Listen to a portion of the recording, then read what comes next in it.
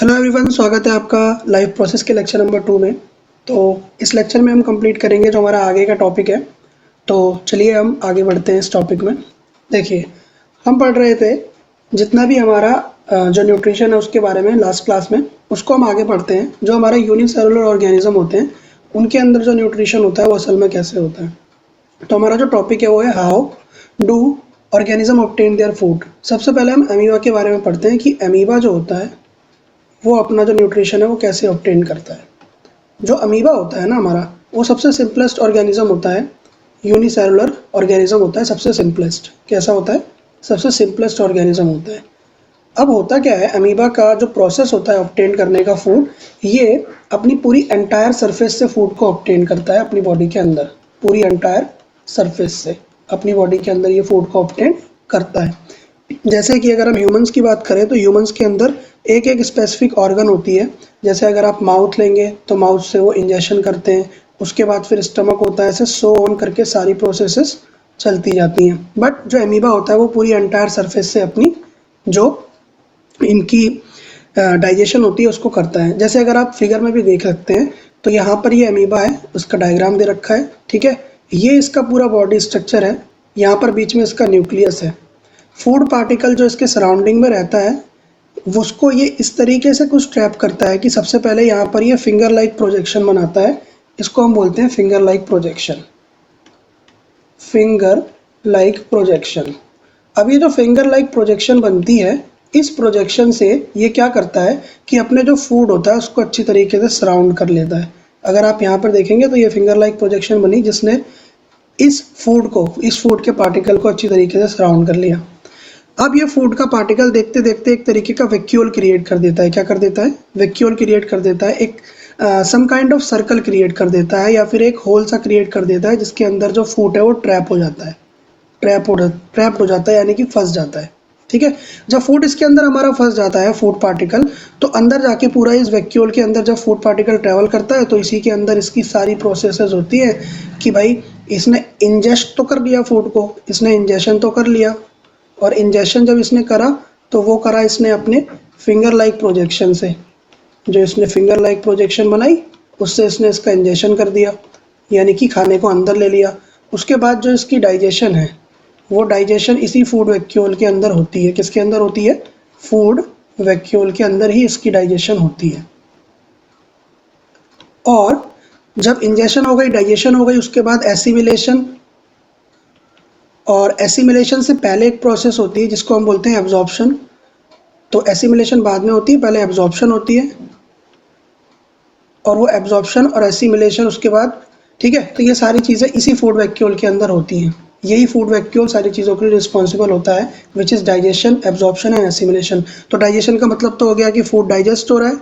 Absorption का मतलब हो गया कि जो फूड डाइजेस्ट हुआ है वो उसकी पूरी बॉडी में एंटायर सरफेस पे एब्जॉर्ब हो जाएगा। और एसिमिलेट मतलब होता है कि जो फूड एब्जॉर्ब हुआ है वो इसकी बॉडी में एसिमिलेट हो जाएगा, उससे ये एनर्जी अपनी प्रोड्यूस करेगा और एनर्जी को यूज़ करेगा अपनी चीज़ों में, ठीक है। तो ये तीन प्रोसेस जो होती है ये हमारी फूड वैक्यूल के अंदर ही हो जाती हैं, ठीक है। उसके बाद क्या होता है, जो इजेशन की प्रोसेस होती है, इजेशन की प्रोसेस के अंदर क्या होता है, ये अपने अंदर से जो भी इसकी चीज़ें होती हैं उसको ये निकाल लेता है। यानी कि जितना भी वेस्ट मटेरियल होगा इसको ये इजेशन के थ्रू निकाल देगा।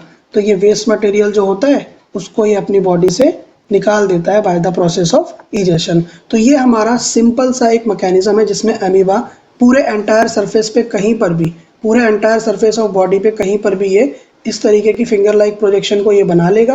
और जब ये फिंगर लाइक प्रोजेक्शन को बना लेगा उसके बाद ये इंजेक्शन तो हो गया फिंगर लाइक प्रोजेक्शन से, फिर डाइजेशन, एब्जॉर्प्शन और एसिमिलेशन कर लेता है ये फूड वैक्यूल से, और उसके बाद इजेशन वेस्ट मटेरियल कर देता है। और ये इजेशन भी पूरी एंटायर सरफेस से कहीं से भी हो सकता है, ठीक है। तो ये चीज़ आपको समझनी बहुत ज़रूरी है। Moving on to the next topic. अब देखिए हम न्यूट्रिशन इन प्लांट्स के बारे में पढ़ने जा रहे हैं कि जो हमारे प्लांट्स होते हैं उनके अंदर न्यूट्रिशन असल में होता कैसे है। देखिए, अगर मैं प्लांट्स के बारे में आपको चीज़ों को बताऊं तो जो हमारे प्लांट्स होते हैं उनके अंदर जो न्यूट्रिशन होता है वो हमारा कुछ इसेंशियल कंडीशंस होती हैं, वो सारी चीज़ें अगर होंगी तो हमारे प्लांट्स खाना बना पाएंगे। इसेंशियल कंडीशन में सबसे पहले आ जाता है, जैसे अगर मैं आपको इस डायग्राम में भी दिखाऊं तो इसेंशियल कंडीशन में सबसे पहले आ जाता है हमारा लाइट एनर्जी। कि हमें लाइट एनर्जी बहुत ही ज़्यादा नेसेसरी है प्लांट को देना ताकि वो अपना खाना बना सके, क्योंकि वो फोटोसिंथेसिस की प्रोसेस को करता है। और फोटोसिंथेसिस एक ऐसी प्रोसेस है जिसमें फोटो, जिसका मतलब होता है लाइट, वो इसको चाहिए ही चाहिए होती है। ठीक है, तो फोटोसिंथेसिस की प्रोसेस को ये करता है जिसमें इसको लाइट की ज़रूरत होती है। तो सबसे पहली जो नेसेसरी चीज़ है जो इसको चाहिए ही चाहिए होती है, वो इसकी होती है हमारी लाइट एनर्जी। तो सबसे पहले इसको लाइट चाहिए होती है, और जो इसको मिलती है सनलाइट से। दूसरी जो हमारी इंपॉर्टेंट चीज़ होती है, जो ज़रूरी होती है, वो होती है कार्बन डाइऑक्साइड। अभी जो कार्बन डाइऑक्साइड होती है CO2, ये तो हमारे एनवायरनमेंट में ही मौजूद होती है। तो CO2 हमें मिल जाती है एयर से। ठीक है, कार्बन डाइऑक्साइड हमें कहाँ से मिल जाती है? एयर से मिल जाती है, और वहाँ से ही हमारा यूटिलाइजेशन प्लांट्स कर लेते हैं। तो CO2 मिल गई। उसके बाद एक और इम्पॉर्टेंट चीज़ होती है H2O, जिसको हम वाटर बोलते हैं। और ये वाटर हमें कहाँ से मिल जाता है? ये हमें मिल जाता है सॉइल से। ठीक है, जो इसकी रूट्स होती हैं वो सॉइल से वाटर को एब्जॉर्ब करके हायर पार्ट्स तक प्लांट के पहुंचा देती हैं, यानी कि लीव्स तक पहुंचा देती हैं। अब जैसे ही लीफ के पास हमारा वाटर आता है, CO2 तो है ही है, तो CO2 साथ ही साथ वाटर जो हमें नीचे से मिल गया, और ये मिलके फिर हमारी फॉर्मेशन करते हैं। जैसे कि मैंने आपको दिखा रखा है कि CO2 है, वाटर हमें रूट से मिल गया, जो अभी मैंने आपको बताया। लाइट जो है इस रिएक्शन को आगे बढ़ाती है, लाइट जो है इस रिएक्शन को आगे बढ़ाती है। वेट मिनट, अगर मैं आपको बताऊं तो जो लाइट है ये इस रिएक्शन को क्या करती है? आगे बढ़ाती है। और जो हमारा मेन होता है, देखिए ये लाइट जो है, ये लाइट क्या कर रही है? हमारी रिएक्शन को आगे बढ़ा रही है।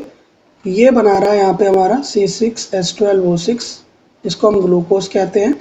ठीक है, और साथ ही साथ हमारी ऑक्सीजन गैस रिलीज हो रही है। क्या गैस रिलीज हो रही है? ऑक्सीजन गैस रिलीज हो रही है। तो ग्लूकोज जो होता है वो हमारा फूड होता है, प्राइमरी सोर्स, और ऑक्सीजन गैस जो होती है हमारी लाइफ सपोर्टिंग गैस होती है, जो हमें प्लांट्स देते हैं। तो ये हमारी पूरी प्रोसेस होती है फोटोसिंथेसिस की। अगर मैं आपको एक क्विक रिकैप दूँ इसका, तो क्विक रिकैप में हम ये समझेंगे कि भाई जो हमारे यहाँ पर सबसे पहले हमारी जो प्रोसेस हुई वो फोटोसिंथेसिस की हुई। फोटोसिंथेसिस के अंदर क्या हो रहा था हमारी चीज़ों के अंदर, कि अलग अलग तरीके की हमारी चीज़ें इन्वॉल्व हुई। जैसे कार्बन डाइऑक्साइड इन्वॉल्व हुई। कार्बन डाइऑक्साइड जो थी वो और वाटर, इन दोनों ने मिलके, यहाँ पर कार्बन डाइऑक्साइड और वाटर, इन दोनों ने मिलके क्या किया? लाइट की मदद से हमारे ग्लूकोज को बनाया। और यही ग्लूकोज शुगर की फॉर्म में, जब ग्लूकोज के एक से ज़्यादा मॉलिक्यूल आ जाते हैं तो वो शुगर बना लेता है। जब ग्लूकोज के एक से ज़्यादा मॉलिक्यूल आ जाते हैं तो वो शुगर बना लेता है, और शुगर के फॉर्म में ये हमारे प्लांट के अंदर स्टोर हो जाता है, और इसी को हम फूड की तरह खाते हैं। ठीक है, और साथ ही साथ हमारी ऑक्सीजन गैस निकल जाती है। तो ये जो हमारी प्रोसेस थी, ये फोटोसिंथेसिस की प्रोसेस थी। तो थैंक यू वेरी मच। आज इस वीडियो में हम इतना ही रखते हैं। अब आपको मैं बताता हूँ आगे कंसेप्ट नेक्स्ट वीडियो में। तो लाइक कर दें, शेयर कर दें इस वीडियो को, और चैनल को सब्सक्राइब कर दें, ताकि आप ऐसे इंपॉर्टेंट वीडियोज़ और टॉपिक्स या कंसेप्ट को आप ना भूलें कभी भी। Thank you very much.